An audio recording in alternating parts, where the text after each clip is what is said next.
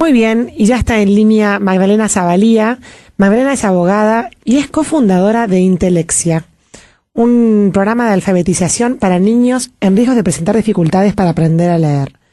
Bienvenida, Magdalena, a Citas de Radio.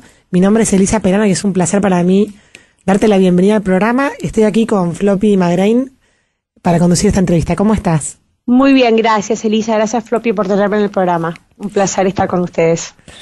Bueno, Mal, estábamos un poco interiorizándonos en esto que es Intelexia. También vamos a hablar de una jornada profesional que están convocando acá en Buenos Aires en el próximo sábado 8 de septiembre. Pero vamos a empezar por el principio. Contame qué es Intelexia y cuál es tu rol en ella y qué quiere decir un programa de aprendizaje de alfabetización para niños. Intelexia es una empresa con fin social que formamos con un grupo de profesionales que tenemos una pasión común, que es que todos los chicos en un aula aprendan a leer. En general, cuando vos mirás en el aula, siempre tenías, cuando ibas al colegio, Elisa, seguro, los que sabían todas, los que eran vagos y se portaban mal, pero que en definitiva no aprendían. Llegaba a tercer grado, ya tenían que saber leer para poder aprender historia, geografía, resolver problemas de matemática, y no tenía esa herramienta fundamental, que es saber leer, con fluidez y con capacidad de comprender texto. Entonces, esa es la pasión de todos en Intelexia. ¿Cómo empezó? Yo tengo 2 hijos, tengo 3 varones, y los 2 menores, cuando empezó el primer grado y tenían que aprender a leer, fue algo que les costó muchísimo. De hecho, no lo podían hacer. Le ponías la palabra gato y la tenían que deletrear 30 veces y nunca automatizaban. Yo me daba cuenta que no podían automatizar la lectura. Tuve la suerte de que cerca de donde vivo, en Estados Unidos, hay un colegio que para niños con dificultades de aprendizaje basadas en el lenguaje, que se llama The Windward School. Entonces fueron a ese colegio un par de años en los grados iniciales y aprendieron a leer con un método muy explícito, sistemático, y después volvieron al colegio donde venían y siguieron aprendiendo a través de la lectura. Así que así empieza. Cuando vi lo que se puede hacer cuando la instrucción es adecuada con chicos como los míos, nos planteamos, bueno, ¿qué pasa en Argentina? ¿Qué pasa en Latinoamérica? ¿Qué pasa en español? ¿Hay métodos similares? Y cuando vimos que no había métodos similares, nos propusimos desarrollar esa metodología en español. Así que así nace Intelexia, fue hace 4 años, casi. Qué interesante, Magdalena. ¿Y en qué consiste este método? Mi método tiene fundamento científico y lo que hace en lo que se fundamenta es lo siguiente. El cerebro aprende a leer de una manera determinada. La lectura es una invención cultural. No es como caminar, que es algo natural del hombre, o incluso el lenguaje, sino que se tiene que enseñar porque es algo que el hombre aprendió a hacer hace muy poco tiempo. Y leer es derivar significado del texto. Tenés que romper un código, que es el código alfabético, para poder derivar significado de lo que está escrito en un texto y después entenderlo en contexto, ¿no?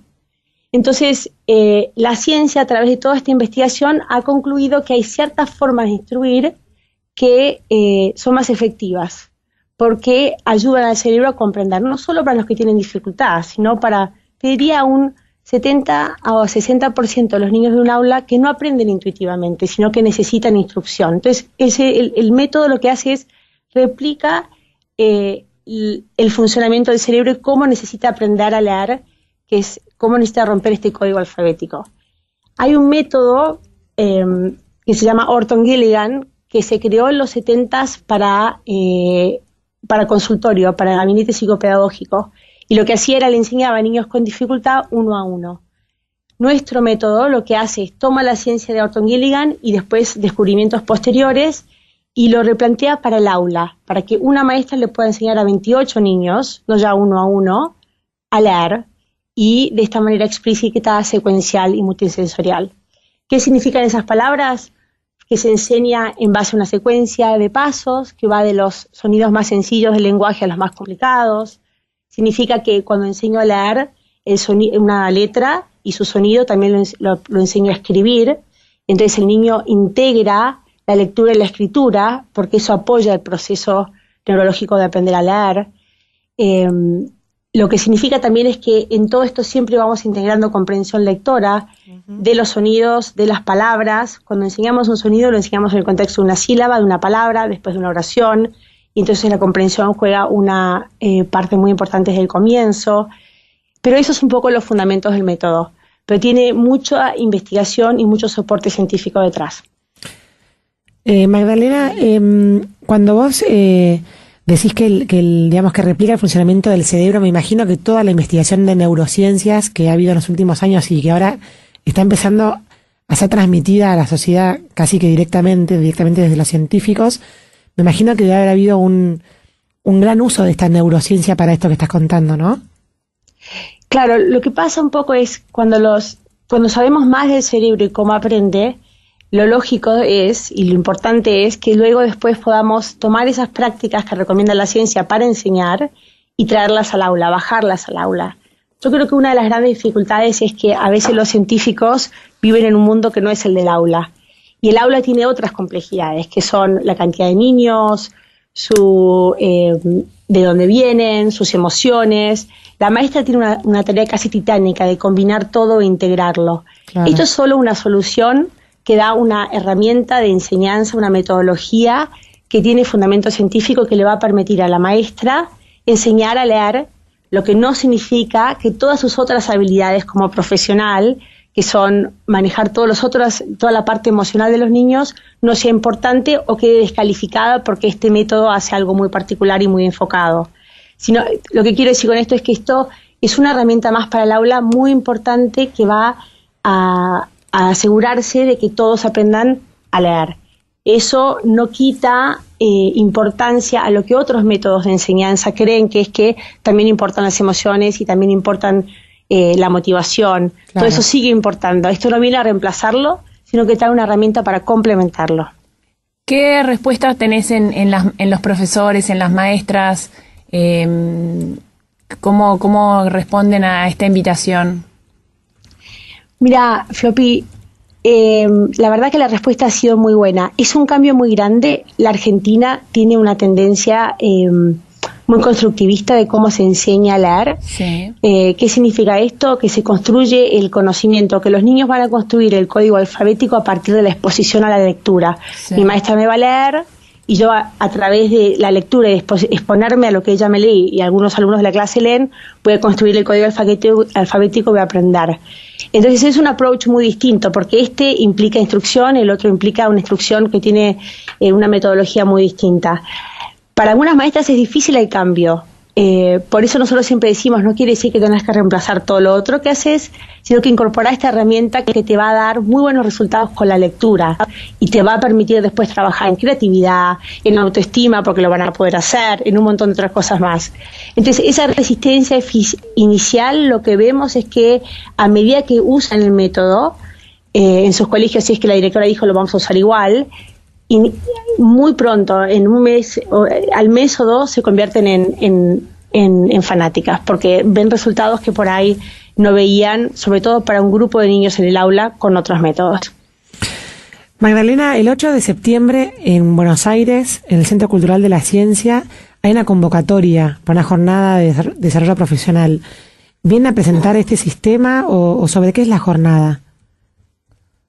La jornada, una de nuestras ambiciones o pasiones es que hablemos de alternativas de instrucción para solucionar los problemas de alfabetización que tiene el país y el continente, francamente. Uh-huh. Nos pareció que la mejor manera de hacerlo es traer a las personas que están a cargo de toda esta investigación, que van por el mundo hablando de esto y que han hecho investigación a través de idiomas, cómo son las dificultades de aprendizaje o cómo es el aprendizaje en el chino mandarín, en el portugués, en el alemán, en idiomas opacos o transparentes. Y ese es el objetivo, es contribuir a la conversación sobre metodologías de enseñanza que puedan mejorar los resultados escolares que hoy todos vemos que no son del todo buenos o no son buenos para nada, si uno mira los resultados de las pruebas de todo tipo, nacionales o internacionales. Entonces, por eso convocamos a Ken Pugh, que es el presidente y director del laboratorio Haskins de la Universidad de Yale. Tiene a cargo suyo 150 investigadores que realizan investigación sobre aprendizaje y lectura a través del mundo. A Manuel Carreiras, que también viene de España, es director científico del Instituto Vasco de Cognición, Cerebro y Lenguaje, y hace mucha investigación en lectura y aprendizaje en contextos desfavorables y cómo mejor promover la alfabetización en esos contextos. Viene Phyllis Burton, que es autora y fundadora del método Preventing Academic Failure, que es el que se basa nuestro método, el método de Intelexia. Uh-huh. Y después tenemos referentes locales, como Florencia Salvareza, que es directora del Instituto de Neurociencias y Educación de la Fundación INECO, y Guillermina Tiramonti, que es coordinadora del Consejo de Formación Continua de la Provincia de Buenos Aires, investigadora de Flaxo. La idea es traer un grupo de referentes de la ciencia y locales que hablen sobre estas alternativas de instrucción basadas en evidencia científica. Así que esperamos que mucha gente venga, gente que mira esto con ojos favorables y la que no, para enriquecer el debate y aprender sobre esto y buscar soluciones a nuestros problemas de alfabetización. ¡Qué bárbaro!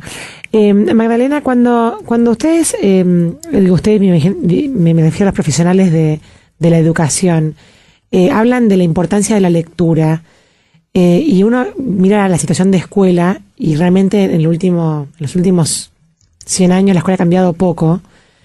También plantean junto con este método algún tipo de cambio estructural en lo que se refiere a la forma en que los chicos están, por ejemplo, distribuidos en el salón o el maestro enfrente.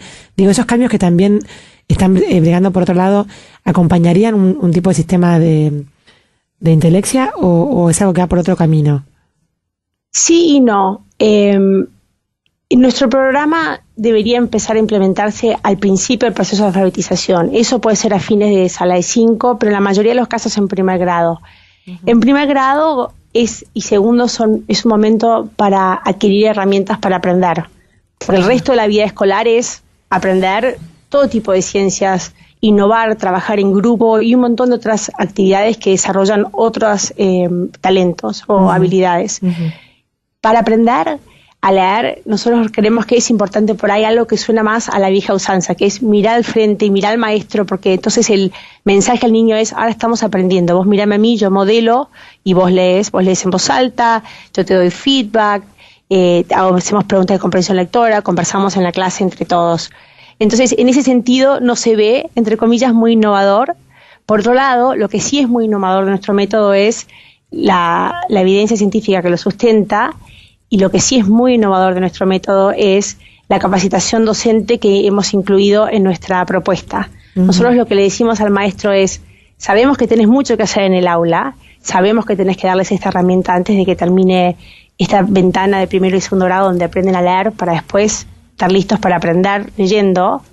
Te vamos a capacitar. Tenemos una plataforma online que tiene videos donde las maestras pueden ver todas las partes de la clase modelada por una de nuestras maestras y capacitadoras con un grupo de niños. Tenemos un manual del maestro que explica la metodología y tiene una guía de cómo enseñar paso por paso, cada paso de la secuencia de enseñanza, para que no tenga que estar juntando fotocopias, materiales, sino que todo esté resuelto, que el tiempo de enseñanza en el aula sea lo más rico posible. Eso sí es muy innovador en la manera que está formado. La maestra además tiene un montón de materiales para el aula, como tarjetas del alfabeto, tarjetas para practicar escribir los sonidos en el aire, que es algo también muy innovador. Uh-huh. Esa es la parte multisensorial. Les pedimos a los niños que practiquen las letras, no solo escribiéndolas con el lápiz y papel, sino haciendo movimiento de las letras con el brazo, porque es la motricidad gruesa, que fija mucho mejor conceptos en la memoria. Hay mucho que es muy innovador, pero si vos ves una clase de Aprendo Leyendo, por ahí ves todos los bancos mirando al frente, que es algo que se habla mucho en innovación educativa, pero nosotros creemos que eso tiene que empezar un poquito más tarde, cuando ya tienen esta herramienta básica. Claro, perfecto. O sea, volvemos a reivindicar la lectura como la herramienta básica para todo lo demás. Exacto, para todo lo demás. Creemos realmente que una persona que sabe leer y puede comprender texto después puede innovar, puede estudiar, puede hacer investigación, puede crear y mucho más. Y sobre todo puede acceder al contenido, que el gran problema, por ejemplo, de la educación argentina es que los niños que llegan a la universidad el 40% tiene problemas de comprensión lectora, no comprende texto a nivel universitario. Eso no es porque ese 40% tenga dificultades de aprendizaje, sino es porque no tuvo la instrucción necesaria para desarrollar técnicas de comprensión lectora. Y nosotros creemos que la solución a ese problema empieza en primer grado. Esa era mi pregunta, Male. En jardín, ¿podés predisponer, se pueden hacer algunas actividades o cosas para que ese niño llegue a primer grado preparado para recibir todo este programa? Sí, hay un montón de habilidades prelectoras que se pueden desarrollar en sala de 4, en sala de 5. En sala de 5 todavía los niños no están listos para sentarse y aprender por ahí de la manera que, digamos, no tienen la maduración para aprender a leer. Por ahí algunos siempre la tienen, pero la mayoría de los niños no. Uh-huh. Por eso por ahí es prematuro una instrucción de lectura específica en sala de 5. Pero definitivamente en sala de 4 y 5 hay un montón de habilidades prelectoras que es importantísimo desarrollar. De hecho, esas habilidades prelectoras se desarrollan desde el día que uno nace. Cuando el niño dice agaga y el padre le contesta, estás desarrollando el lenguaje, estás trabajando los sonidos, estás manipulando sonidos. Eso es a través del trabajo de rimas. Todo lo que se llama conciencia fonológica, eso empieza mucho antes que en primer grado. Nosotros lo reforzamos porque asumimos que por ahí no todos los niños traen esas habilidades prelectoras bien desarrolladas. Y para los niños con dificultades de aprendizaje son todavía más difíciles desarrollarlas porque tienen dificultades basadas en lenguaje y eso es lenguaje, pero definitivo, todo el trabajo de manipular sonidos, cuál es el primer sonido en la palabra casa, que un niño pueda manipular y aislar ese sonido es importante, que pueda aislar los sonidos finales en una palabra que riman, todo ese trabajo de sonidos, separar en sílabas, que se hace oralmente en sala de 4 y 5 es muy importante. Claro. Magdalena, ¿a quiénes están orientada la jornada esta del 8 de septiembre en Buenos Aires? La jornada está orientada a todo aquel que esté interesado. Desde ya, académicos, gente de las universidades, hemos convocado a todas las universidades locales, directores de escuela, maestros, padres también. Es mi experiencia que a veces son los padres los que tienen que crear un movimiento un poco orgánico, de decir, esperen, mi hijo es uno de los que no está aprendiendo, ¿por qué no pensamos en otras alternativas que puedan sumar a su causa? Claro. Así que cuanto más información los padres tengan, creemos que siempre pueden ser mejores voceros de las necesidades de sus hijos. Desde ya hemos convocado a distintos sectores de los distintos gobiernos, de CABA, de las provincias, del gobierno federal. Creemos que todos los que trabajan en educación es importante que escuchen y se debatan distintas alternativas, no las tienen que adoptar enseguida, no tiene que ser esta la única alternativa, la solución milagrosa para el problema de educación de la Argentina, pero es una herramienta. Así que esperamos que realmente sea ampliamente concurrido y estamos convocando a todos los sectores. Genial. Bueno, la verdad que es súper clara y ahora cuando te despidamos le damos todos los datos para que la gente que esté interesada en esta entrevista que hicimos recién se pueda anotar y contactar para asistir a la jornada profesional. Muchísimas gracias, Magdalena, por estos minutos. La verdad que muy interesante lo que contaste. Muchas gracias a ustedes, Elisa y Floppy, que tengan una lindísima tarde. Bueno, lo mismo para vos. Adiós. Bueno, y así pasaba Magdalena Zavalía. Ella es abogada y cofundadora de Intelexia y hizo extensiva una invitación muy importante el sábado 8 de septiembre en Buenos Aires, en el Centro Cultural de la Ciencia, ubicado en la calle Godoy Cruz 2270. Es una conferencia sobre el cerebro y la lectura, ¿no? Estrategias basadas en la ciencia para mejorar resultados escolares. Se puede anotar justamente a través de la página web www.intelexia.com.